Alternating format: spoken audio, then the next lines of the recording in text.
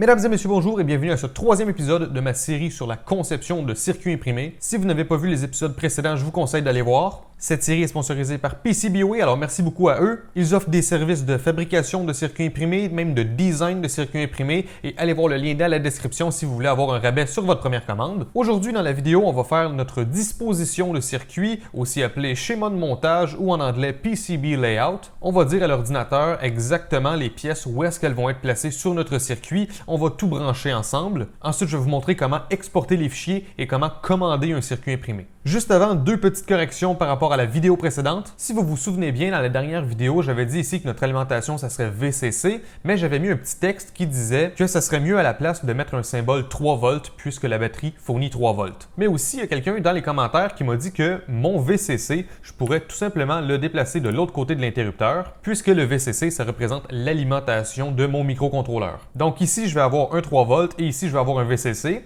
VCC, ça va être aussi 3 volts, mais le mot VCC, puisque ça représente l'alimentation de mon microcontrôleur, on va le mettre juste ici vis-à-vis la pin VCC. Et moi, je vous avais montré comment modifier le symbole pour pas qu'il s'attende à être connecté directement à VCC parce que ça passe à travers l'interrupteur. Sauf que là, vu que VCC est de l'autre côté de l'interrupteur, il est connecté directement à notre composante.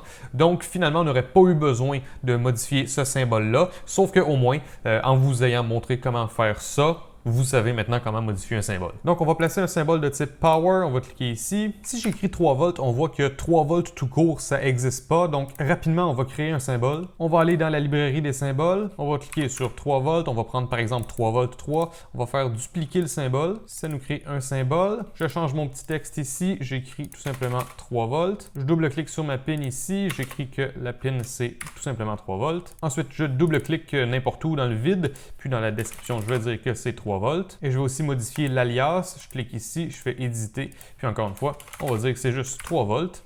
OK, OK.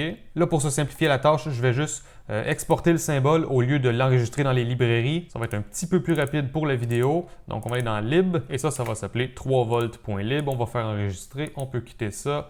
Pas besoin de sauvegarder. Donc là, préférences, configurer les librairies spécifiques au projet, examen. Je peux ajouter celle-ci. Je fais OK. Symbole de type Power. 3 volts. Et là, on a notre plus 3 qui est ici. Voilà. On va connecter ça. Même chose pour le VCC. Et voilà. Donc ça serait la façon de faire. Donc on a notre plus 3 volts maintenant ici. Et on a notre VCC qui est ici. Maintenant, il va falloir rajouter un autre Power Flag pour notre plus 3 volts. Je vais placer un élément de type Power. On va écrire Flag. Power Flag. On met ça ici. Je copie celui-là en appuyant sur C. Je mets un fil en appuyant sur W. Et voilà. Examen de règle électrique exécuté. Aucune erreur. Ça, c'était la première chose que je voulais régler. Deuxième et dernière chose à corriger, c'est que la batterie, dans mon empreinte, j'ai mal nommé les pins. Si j'ouvre mon éditeur de librairie et que j'écris Battery et qu'on clique sur Battery Cell, si je clique du côté plus, on voit que le nom de pin c'est plus et le numéro de pin c'est 1. Donc on va retenir ça, le plus c'est 1. Maintenant, si je vais dans mon éditeur d'empreinte, si je clique ici et que j'ouvre le composant BS7 qui était mon support à batterie, vous pouvez voir que vis-à-vis numéro de pad, j'ai mis le nom de la pin et non le numéro. Donc on se rappelle que plus c'est 1, donc moins c'est 2. Originalement, ici, c'était écrit POS pour positif et ici NEG pour négatif. J'avais écrit plus et moins parce que c'est le nom de la broche, mais on voit qu'ici, on ne demande pas le nom, on demande le numéro. Donc, c'est pour ça que ça devient 1 et 2. Donc, je vais tout simplement exporter, puis je vais remplacer celui-là. On va faire OK. On fait OK.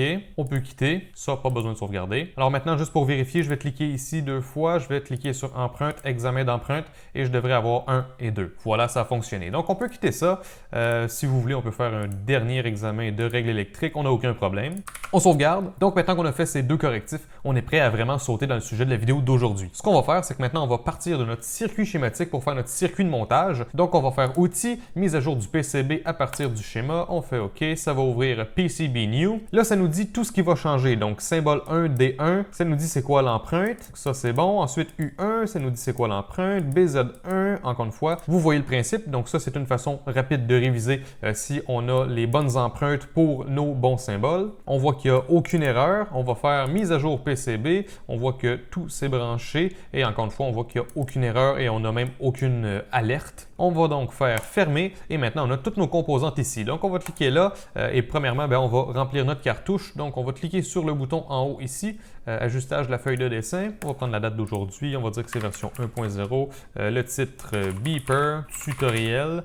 Société Tommy Desrochers, pas de commentaire. Donc moi, je vais faire OK. Vous pouvez ajouter les informations que vous avez besoin. Alors maintenant, on se retrouve avec nos pièces. Donc, c'est le temps de regarder qu'est-ce qu'on fait à partir de là. Bon, déjà, je vais vous montrer un truc. Si on fait affichage et visualisateur 3D, on va être capable de voir en 3D ce que ça donne notre circuit. Vous voyez que notre socle ici et ces deux pièces-là, on a un modèle 3D qui va nous donner une idée de ce dont quoi ça va avoir l'air.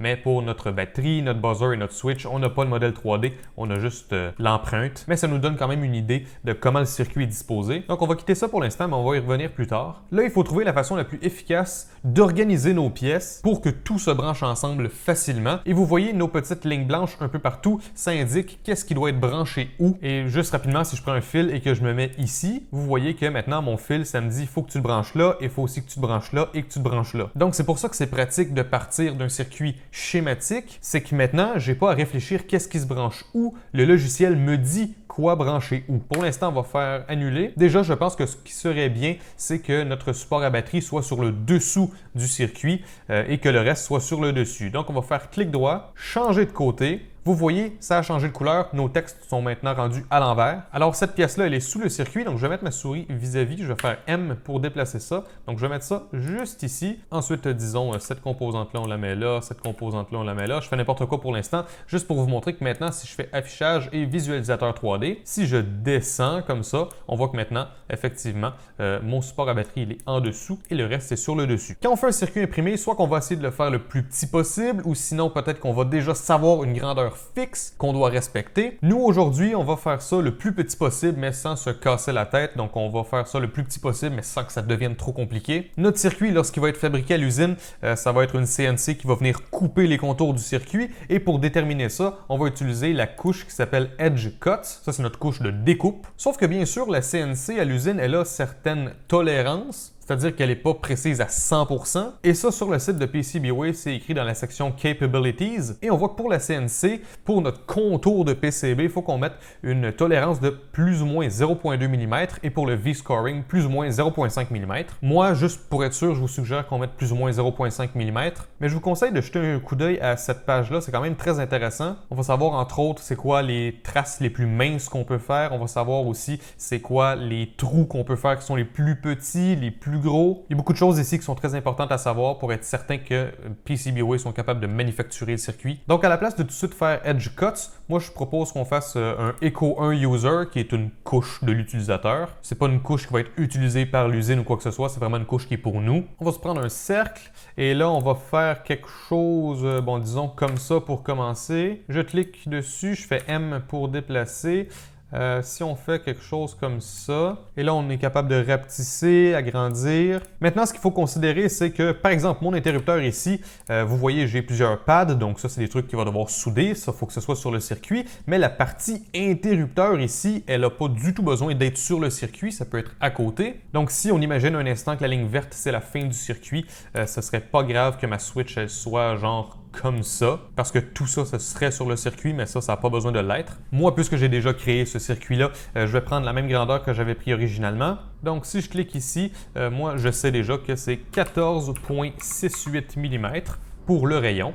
On va faire Enter. Et en fait, on n'avait pas fini. On va redouble-cliquer et on va dire que l'épaisseur de cette ligne-là, l'épaisseur de l'élément, ça va être 0,5 mm. Donc, avec ça, on sait déjà c'est quoi notre incertitude pour la découpe. Et autour de ça, on va faire un nouveau cercle. Je ne sais pas s'il y a une façon facile d'aligner les deux, mais moi, je vais y aller à l'œil. Là, on va déplacer ça, le centrer du mieux qu'on peut et on va le rapetisser jusqu'à temps que ça ressemble pas mal à ça. Si je garde le clic enfoncé et que j'utilise les flèches sur mon clavier, je suis capable de déplacer mon cercle. On peut zoomer un petit peu pour être plus précis. Moi, je peux déjà vous dire que j'avais fait ça 15,19 8614 mm de rayon et j'avais réussi à l'aligner parfaitement.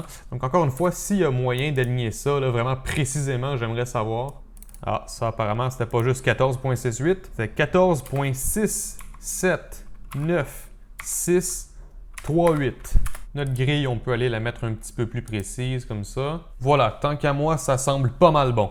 Donc l'idée maintenant, c'est que si on met tout à l'intérieur de notre cercle vert, on est sûr et certain que ça va être sur le circuit. Parce que la ligne verte, ça correspond à notre incertitude. Personnellement, je préfère toujours mettre un petit peu plus d'incertitude que nécessaire, mais c'est quelque chose qui m'a jamais posé problème. Maintenant, si on va dans le visualisateur 3D, on voit que effectivement notre circuit il est rond. On va maintenant placer nos composantes comme il le faut. Moi, j'aime sortir les trucs puis les mettre assez loin les uns des autres. Je trouve que ça me donne une meilleure idée de qu'est-ce qui se branche où. Le but, c'est que nos lignes blanches soient les moins entortillées possibles parce que plus c'est tout mélangé et plus on risque d'avoir des croisements avec nos fils. Et bien sûr, nos connexions, on ne peut pas en faire passer une par-dessus l'autre, ça ne fonctionne pas. Il va falloir changer de couche. Et si on change de couche, il va falloir faire plein de petits trous partout. Bref, on va essayer de ne pas faire ça. Moi, je vais vous montrer qu'est-ce qui a fonctionné pour moi. Vous pouvez le faire de la façon que vous voulez votre circuit, bien sûr. Alors, moi, j'ai mis mon interrupteur à peu près ici. Mon support à batterie, j'avais réussi là, à le centrer à peu près comme ça. Mon U1, je l'avais mis ici, juste comme ça. Et là, vous voyez qu'on va avoir une connexion à faire en dessous d'un socket et on va revenir à ça tout à l'heure. Mon buzzer, si je l'amène ici, si vous regardez les fils, ils vont être moins entortillés comme ça que s'ils sont comme ça ou comme ça ou comme ça. Donc moi, je vais le mettre ici. La résistance se branche dans la diode, donc je prends ça comme ça. Je vais mettre ça ici. Puis ensuite, il manque la diode, donc j'amène ça. Et là, on voit que l'orientation, elle n'est pas super. C'est mieux comme ça. Parce que la connexion, elle part de là, elle s'en va là. Ensuite, ça s'en va là, là, là et là. Donc, vous voyez, ce circuit-là, il n'est vraiment pas difficile à faire. Maintenant, il suffit juste d'aligner ça un petit peu comme on veut. On va pouvoir ajouter du texte aussi. Donc là, je regarde ça et le seul endroit vraiment que je vois des connexions croisées, c'est ici. Mais puisqu'il n'y a pas vraiment d'autres pièces autour, ça ne va pas être très grave. On va être capable de s'en sortir assez facilement. Alors là, je vais vous expliquer des choses qu'il faut penser lorsqu'on va placer nos pièces. Donc là, on se rappelle que ça, c'est physiquement où est-ce que les pièces sont placées. C'est pour ça que c'est très important que l'empreinte de chaque pièce soit bien faite. Il faut que les pads soient de la bonne grandeur, il faut qu'ils soient à la bonne distance pour que la pièce puisse bien se souder. Bien sûr, on ne veut pas qu'il y ait une empreinte qui embarque par-dessus une autre. Par exemple, avec mon interrupteur, on regarde en bas la petite ligne bleue et on voit c'est quoi la grandeur de l'interrupteur. Donc si je prends ça, puis que je place ça comme ça, ben l'interrupteur et mon socket, mon socle, ils vont genre être un dans l'autre, donc on peut pas faire ça comme ça. Il y a certaines pièces que sur notre circuit schématique, on peut les mettre n'importe où, sauf que sur le circuit de montage, ça va être important que, par exemple, un condensateur soit très près de la broche d'alimentation d'une composante. Donc, il y a certaines règles électriques aussi à connaître dans ce domaine-là. Dans notre cas ici, il n'y a aucune pièce qui a besoin absolument d'être près d'une autre pièce. On a décidé de ne pas mettre de condensateur parce que c'était vraiment pas nécessaire. Notre composant ici, avec ce qu'on fait dans notre projet, ce ne sera pas sensible au bruit électrique. Mais bref, il y a beaucoup de choses à penser, autant pour l'aspect physique que pour l'aspect électrique. Je ne pourrai jamais tout vous apprendre dans ce petit tutoriel, mais j'espère au moins assez piquer votre curiosité pour vous donner envie d'en savoir plus. Avant de faire les connexions, je propose qu'on place un petit peu là, nos petits textes. Nos petits textes comme ça, ils sont sur Front Silk Screen. Le Silk Screen, si je regarde ici, c'est la couche de peinture qui est blanche. Donc, toutes les petites lignes qu'on voit ici, c'est du Silk Screen. C'est des choses qu'on va voir, nous, sur notre circuit quand on va l'avoir dans les mains. Donc, c'est pratique d'avoir U1 ici. On sait que c'est notre microcontrôleur qui va là. Switch 1, je vais le déplacer un petit peu parce que là, il est trop collé sur notre buzzer. Je veux qu'on puisse le voir, donc je vais le mettre un petit peu plus par ici. Ici, on a notre plus pour dire que c'est ici que le positif se connecte, donc ça va. R1, je vais le mettre en dessous de ma résistance. BT1 qui est sur le Silk Screen du dessous. Et en passant, Silk Screen en français, c'est sérigraphie. Ça, je vais le mettre par exemple juste ici. Mon texte Battery Cell, je pense pas que je vais en avoir besoin. Donc, je vais dire invisible. On va faire OK. Le petit texte qui est gris ici, je vais le mettre sur le dessus. Le petit texte gris, ça ne va pas apparaître dans la vraie vie. Ça, c'est sur la couche fabrication que ça se trouve. Ici, on voit BZ1, il était caché un petit peu. Je vais le pivoter avec le bouton R. Je vais le mettre juste ici. Ensuite, ici, pour signifier que c'est ma broche numéro 1, je vais aller sur la sérigraphie du dessus. Je vais placer un texte et je vais tout simplement mettre un point. Je vais le mettre juste ici. Et moi, je vais me rappeler que l'interrupteur, la pin 1, elle va aller de ce côté-là. Je vais faire la même chose ici parce que je peux. Pourquoi pas? On va faire un point. OK. Donc ça, je vais me souvenir que la pin 1, elle va là. Ma résistance, elle n'a pas de côté, donc on s'en s'en fout. Ma diode, elle a un côté, et du côté qui est relié au ground, je vais mettre un moins. On va faire OK, je vais mettre ça ici. Comme ça, je ne vais pas me tromper de côté quand je vais l'installer. Maintenant, pourquoi ne pas faire la même chose avec la batterie? On va aller sur la sérigraphie du dessous. On va cliquer ici. Je vais écrire plus parce que ici, ça va être le côté positif. Et je vais mettre un moins de ce côté-là. Comme ça, comme ça.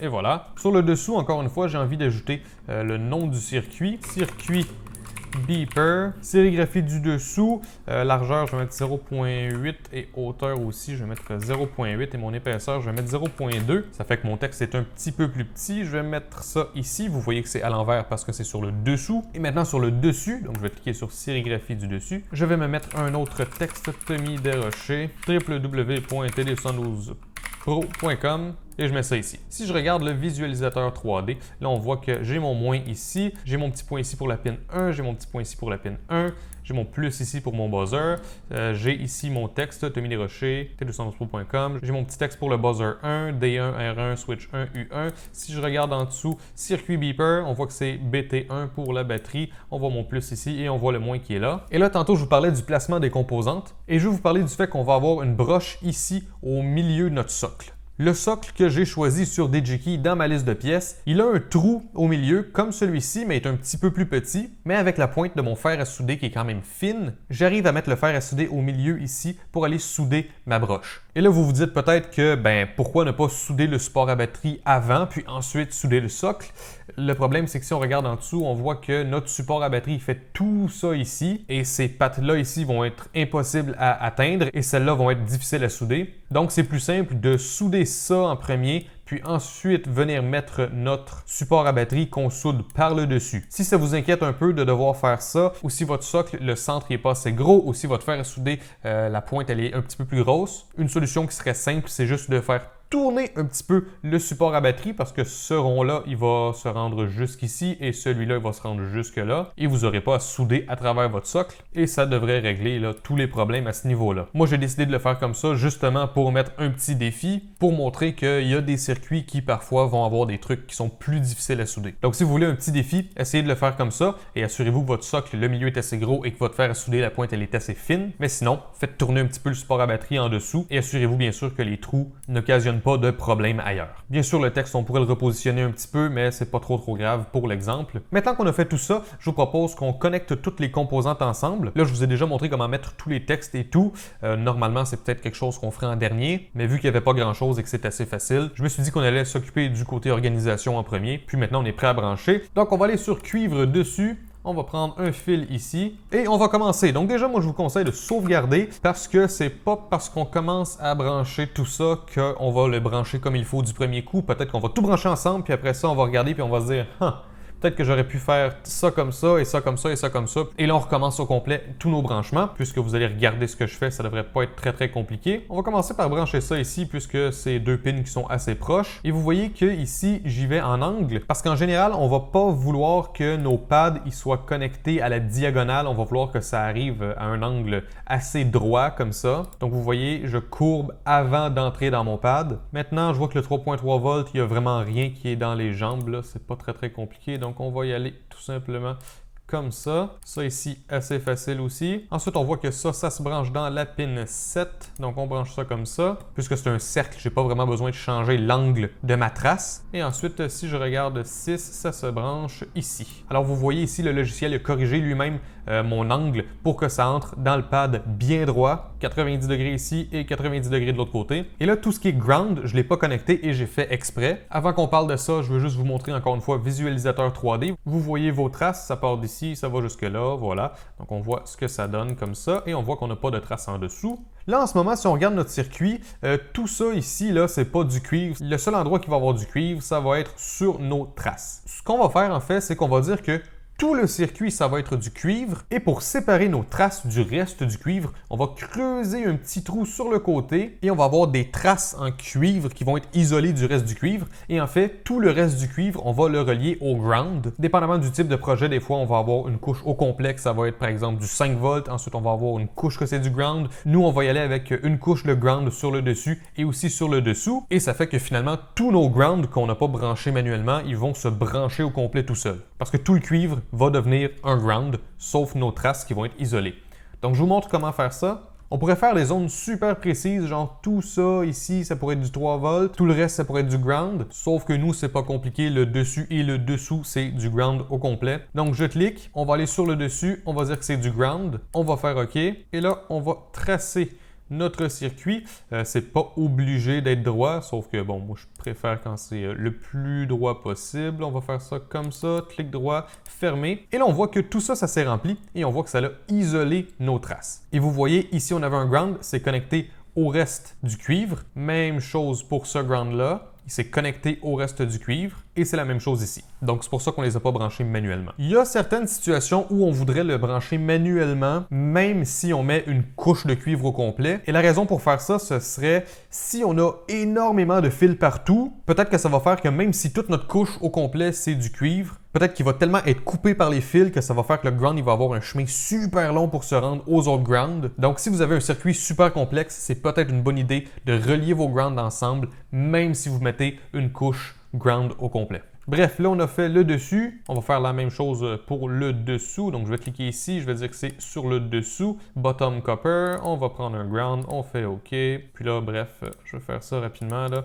Voilà, fermer contour. Si je vais dans le visualisateur 3D maintenant, vous voyez que ça a changé de couleur. On est blanc plus pâle. Et vous voyez qu'on a un contour autour de toutes nos pistes. On voit où est-ce qu'on a des pads ground qui se sont connectés au reste du cuivre. Si on regarde la résistance ici, on voit aussi la connexion. Même chose au milieu ici. Donc voilà, maintenant on a des couches de cuivre sur le dessus et sur le dessous. Là, je me rends compte qu'il y a quelque chose que j'ai oublié de vous parler, c'est la largeur des pistes. Selon la quantité de courant qui va passer dans nos pistes, on va vouloir qu'elles soient plus ou moins larges. Là, ici, nos pistes, on peut les laisser comme ça si on veut. Il ne va pas avoir énormément de courant qui va passer. Sur Internet, il y a plein de tableaux qui sont disponibles pour expliquer quelle largeur avoir selon l'ampérage qui passe dedans, selon l'épaisseur de la couche, selon la longueur de la couche, selon sa résistivité. Bref, il y a beaucoup de choses qui peuvent influencer ça. Mais bref, si vous avez besoin de changer l'épaisseur d'une trace, vous allez dans Règles de conception. Et par défaut, ici, vous voyez la largeur de la piste. En ce moment, on est en 0.25. Regardez qu'est-ce qui va arriver si je me mets en 0.4. Je vais faire OK. Ensuite, je vais faire éditer toutes les pistes EVIA. Ajuster toutes pistes EVIA à leur valeur en net class. On va faire OK, oui, et on voit que toutes nos pistes sont devenues plus épaisses. Donc moi, je vais le laisser comme ça. En général, on va décider de l'épaisseur de piste avant de faire le circuit. Donc là, je vous avoue, c'est ma faute. Je vous explique ça en dernier, j'aurais pas dû. Mais ça vous montre que c'est assez facile de changer ce paramètre-là. Et vous voyez qu'avec un circuit simple comme le nôtre, même si je viens d'ajuster l'épaisseur des pistes à la fin du circuit, ça n'a même pas créé de problème ou quoi que ce soit. Là où ça pourrait créer un problème, c'est si une piste devient, par exemple, trop large et elle touche un pad qu'elle ne devrait pas. Mais là, ici, c'est pas le cas.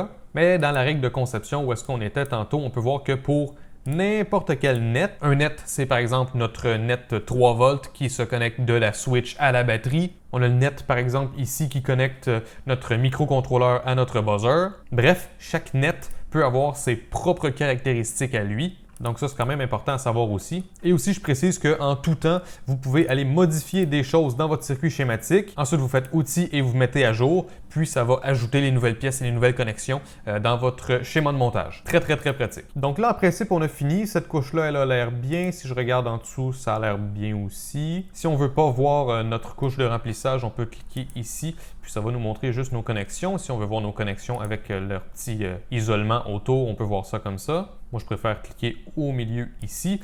Donc maintenant, ce que je vais vous montrer à faire, c'est comment on peut exporter nos fichiers et envoyer ça à PCBWay pour passer une commande. Donc, on va sauvegarder, c'est important. On va faire Fichier, Tracer. Les couches qu'on a besoin, ça donne bien parce que par défaut, c'est bien sélectionné. Si vous voulez voir exactement quelle couche fait quoi, vous pouvez tout décocher. Puis ensuite, vous recochez les trucs un à un. Ça va vous donner une idée de qu'est-ce qui est quoi. Donc, cuivre dessus, cuivre dessous. Adhésif, on n'a rien. Pâte à souder dessus, pâte à souder dessous. Sérigraphie dessus, sérigraphie dessous. Vernis dessus, vernis dessous. Et bien sûr, notre contour où est-ce qu'on coupe le circuit. Où est-ce qu'on va mettre ça? Je vais me fabriquer un dossier qui s'appelle Gerber parce que les fichiers qu'on va fabriquer, ça s'appelle des fichiers Gerber. On va faire sélectionner. Vous voyez ici, format du tracé, Gerber. Et là, on peut exécuter le DRC juste une dernière fois. Ça, c'est la petite coccinelle ici. C'est notre examen de règles électriques. Donc, on va le faire juste au cas où il y ait des erreurs. On va cliquer là-dessus. Et là, ça dit que les zones de remplissage ne sont pas à jour. Et ça, je sais pourquoi. C'est parce que tantôt, j'ai changé l'épaisseur de certaines traces. Puis quand on change l'épaisseur des traces, il faut que notre couche de remplissage se mette à jour. Donc, on va faire oui. On va faire OK. Puis avant de tracer, on va juste s'assurer que ça n'a pas posé de problème. Là, je vois ici que j'avais un fil qui ne sert à rien. J'ai dû accrocher un bouton tout à l'heure. Ça ici, ça a l'air OK. Donc là, je vais refaire mon DRC, démarrer DRC. Et là, j'ai plus d'erreur. Donc là, ça va. OK, on va retourner dans Tracer. Vous voyez que le DRC, ça peut être pratique. Ça a vu qu'il y avait un problème. Donc là, j'avais dit que je mettais ça dans Gerber, sélectionner le dossier, oui. Et on va cliquer sur Tracer. Donc là, vous voyez, ça a créé plein de fichiers Gerber. Si je regarde dans le dossier, on voit ici tous nos fichiers Gerber. Mais là, on va aussi créer nos fichiers de perçage parce que comme vous voyez, là, quand on a des VIA comme ça, on a des trous. Donc on va faire créer fichier de perçage. Ici, on n'a rien vraiment besoin de toucher. On pourrait le mettre dans un dossier séparé. Moi, je vais juste tout mettre à la même place. Puis, on va faire créer les fichiers de perçage. On voit que, voilà, ça nous a créé 2 fichiers. Si on regarde, on voit que drill est là, drill est là. Et tout ça, c'est nos fichiers Gerber. Tout est là. Alors maintenant, ce que vous allez faire, c'est que vous allez prendre tous ces fichiers-là, vous allez faire clic droit et vous allez mettre ça dans un .zip. Donc moi, j'utilise 7-zip. On va s'assurer vraiment de mettre ça en .zip. On va faire OK. Puis moi, ce que j'aime faire, là, c'est mettre mon nom dans le fichier, juste pour être certain que la compagnie ne se mélange pas ou quoi que ce soit. Et même aussi que j'aime mentionner que les fichiers drill aussi, ils sont dans le .zip. Maintenant, vous allez aller sur le site PCBWay. Si vous n'avez pas déjà un compte, utilisez le lien dans la description pour vous inscrire et vous allez avoir 5 $ de rabais sur votre première commande. Et là, ici, on va regarder pour faire une commande. Vous allez voir, ça va être super simple. Si je clique sur Edge Cut, on voit que notre rayon, c'est 15,2 mm, pas mal. Donc, si je fais x2, ça va me donner mon diamètre et ça me donne donc 30,4 mm. Donc, ça veut dire que à l'horizontale, on fait 30,4 mm de large et notre hauteur, donc à la verticale, on fait aussi 30,4 mm, donc en hauteur. Donc, dans ma commande ici, on va écrire 30,4 mm, 30,4 mm. La quantité, on va en prendre le minimum, on va en prendre 5. On a juste besoin d'avoir 2 couches. On a juste besoin d'avoir du FR4 normal. Ça ici, on n'y touche pas. L'épaisseur, on n'a pas besoin de toucher à ça non plus. Ça va être très OK pour nous. Ça ici, c'est la même chose. Nos trous, on n'en a pas qui sont plus petits que 0.3. Donc, on va laisser ça ici. Solder mask, ça, c'est la couleur qu'on veut avoir notre circuit. Il y a plusieurs couleurs qui existent. Moi, je trouve que le noir, c'est cool. Le silk screen, ça, c'est la petite peinture blanche que je vous avais dit sur le dessus. Donc, si vous prenez un PCB noir, ben, vous allez probablement le prendre blanc, votre silk screen. Et si vous le prenez d'une autre couleur, bref, vous pouvez choisir. Le fini de surface, ça, c'est tout à fait correct pour nous. Ensuite, ici, pour les VIA, on n'a pas besoin de toucher à ça parce que, comme ça le dit ici, vu qu'on va donner des fichiers Gerber, ben, eux, ils vont prendre la décision de ça en fonction de nos fichiers. Et ça, ici, pour notre petit projet, on n'a pas besoin de choisir quoi que ce soit d'autre non plus. C'est l'épaisseur de cuivre qu'on veut sur le dessus. Nous, on peut y aller avec le minimum, ça va. Ensuite, ici, il y a d'autres options avancées. On ne touche pas à ça non plus. J'ai pas de requête spéciale non plus. J'ai pas besoin de stencil. J'ai pas besoin de le faire assembler. Je l'assemble moi-même. On va faire calculer. Bon, ça ici, il faut qu'on accepte un truc parce que ça se peut qu'il change le HASL pour du ENIG. Ça ne change pas le prix si on a besoin de changer. Donc, on va faire OK. On va faire calculer. Et on voit qu'ici, le prix du PCB, c'est 5 $. Moi, j'ai 1 $ de rabais parce que j'ai commandé plusieurs fois déjà. Ici, vous choisissez votre pays, puis vous choisissez votre méthode d'expédition. Donc, si vous êtes patient et que vous ne voulez pas que ça coûte trop cher, China Post, c'est bon. Et vous voyez que le coût du circuit, ben, ça serait ça. Si vous utilisez le lien dans la description pour faire votre première commande, encore une fois, ça vous enlève 5 $ sur votre prix de PCB. Donc, ça fait qu'il va juste vous rester les frais de shipping à payer. Donc là, à partir de là, je ne vais pas faire ajouter au panier. Je vais juste vous expliquer qu'est-ce qui se passe parce que c'est super simple. Donc, vous cliquez sur ajouter au panier. Ça va vous demander d'envoyer vos fichiers .zip. Alors, vous envoyez vos fichiers Gerber dans votre .zip sur le site web. Ça va vous dire que le fichier est en attente d'être inspecté. Ça peut prendre quelques minutes ou quelques heures parce qu'il y a un humain vraiment là, qui va aller ouvrir les fichiers et s'assurer que tout fonctionne. Ils vont vous contacter s'il y a des problèmes.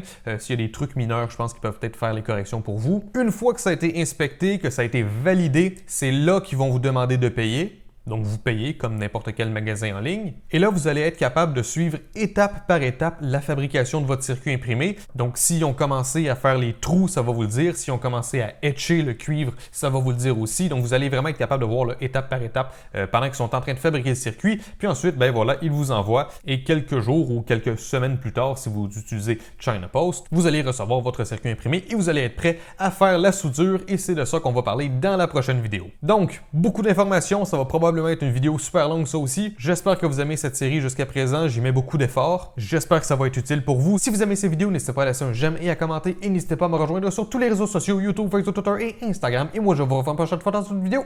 Ciao tout le monde!